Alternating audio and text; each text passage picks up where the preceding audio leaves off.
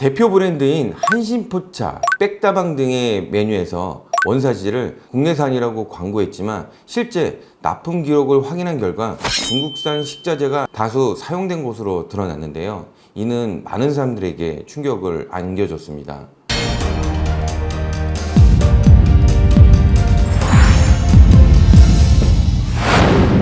네, 안녕하세요. 더함입니다. 자, 오늘은 최근 논란이 되고 있는 더본코리아 백종원 대표의 원산지 허위 표시 사건과 함께 이 사건을 통해 드러난 프랜차이즈 업계의 구조적인 문제, 바로 오너 리스크에 대해서 얘기해 보도록 하겠습니다. 특히 가맹사업법에서 명시하고 있는 오너 리스크와 이와 관련된 손해배상 조항까지도 함께 알아보며 가맹점주들이 어떻게 법적으로 보호받을 수 있는지 집중적으로 알아보도록 하겠습니다. 대표 브랜드인 한신포차, 백다방 등의 메뉴에서 원사지를 국내산이라고 광고했지만 실제 납품 기록을 확인한 결과 중국산 식자재가 다수 사용된 것으로 드러났는데요. 이는 많은 사람들에게 충격을 안겨줬습니다.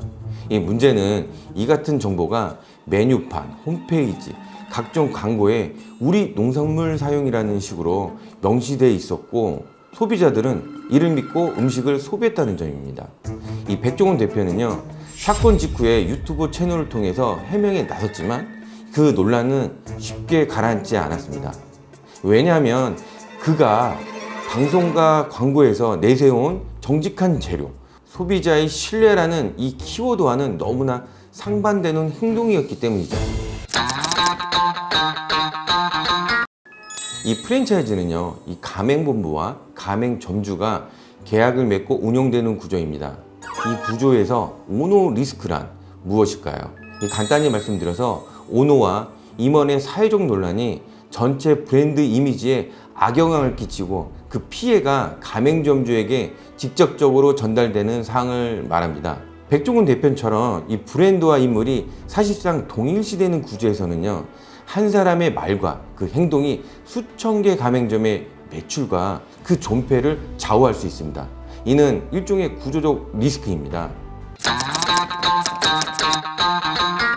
이처럼 오너의 행동이 이 가맹점에 피해를 끼치는 경우 법적으로 가맹점주는 어떤 보호를 받을 수 있을까요?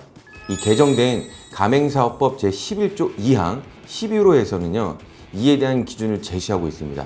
해당 조항에 따르면 가맹사업의 명성이나 신용을 훼손하는 등 사회 상규에 반하는 행위로 인해서 이 가맹점 사업자에게 손해를 끼친 경우에 가맹점 사업자는 본부를 상대로 손해배상 청구를 할 수 있습니다. 즉, 단순히 제품 문제가 아니라 오너의 개인적 일탈이나 범죄 또는 사회적 비난을 받을 만한 그런 어떤 행위가 손해배상의 근거가 될 수 있다는 것입니다. 그렇다면 어떤 요건이 충족되면 이 가맹점주가 손해배상을 청구할 수 있을까요? 오너 또는 임원의 위법 또는 부적절한 행위가 있어야 됩니다. 예를 들어 횡령이나 마약, 성범죄, 사회적 무리 유발의 어떤 행위가 브랜드 이미지에 부정적인 영향을 미쳐야 하고요. 언론 보도나 SNS 여론 악화, 또 소비자 불매운동 등 그 결과로 인해서 가맹점의 매출 감소 등이 실제로 피해가 있음을 입증을 해야 됩니다. 그래서 요건이 충족이 되면 가맹점주는 가맹본부를 상대로 손해배상을 청구할 수 있고요. 실제로 소송으로 이루어지는 경우도 점점 늘고 있습니다. 더본코리아 사태의 핵심은요, 광고에 표시된 원산지와 실제 사용된 원산지 간의 불일치입니다. 이 가맹점주는 본사가 제공한 식재료와 또 메뉴판, 광고물을 그대로 사용했을 뿐인데 소비자의 항의는 매장에 쏟아졌고 이로 인해서 매출이 감소한 가맹점도 많이 생겨났다고 합니다. 그래서 백종원 대표가 회사의 대표로서 이 정보를 통제 또는 인지했는가, 또 본사 차원에서 조직적으로 허위 광고를 묵인 또는 지시했는가, 이에 따라 실제 피해가 발생했는가, 이 세 가지 질문에 그렇다! 이렇게 답이 내려지면 이 가맹점주는 가맹사업법에 따라 손해배상을 청구할 수 있는 여지가 생깁니다. 이 과거에도 이와 비슷한 사례들이 굉장히 많이 있었어요. 2017년 호식이 2마리 치킨 사건이 있었고요. 최호식 전 회장이 성추행 혐의로 물의를 일으켰고 이 브랜드의 신뢰도가 굉장히 급락했습니다.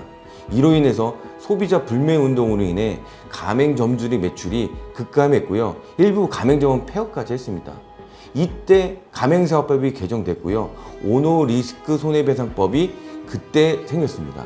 2017년도에는 봉구수 밥버거 사건이 있었습니다.